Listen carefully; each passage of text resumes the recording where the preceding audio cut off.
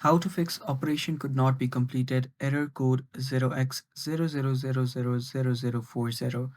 Hello guys, welcome back to another tutorial video. In today's video, I'll teach you guys how you can fix operation could not be completed, error 0x00000040. So without any further ado, let's dive right into it.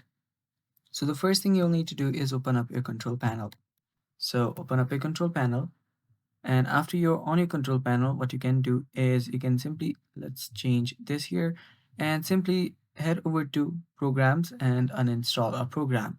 So tap on it and it'll take you right here.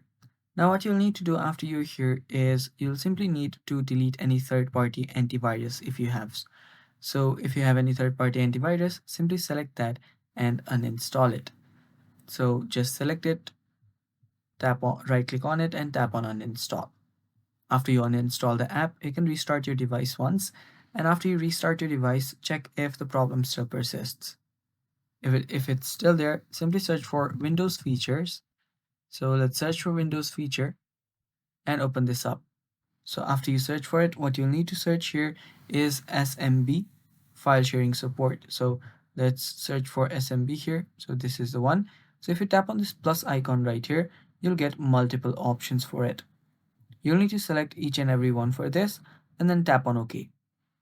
I'll not be doing that because I don't have the problem currently. So just select all of these and tap on OK.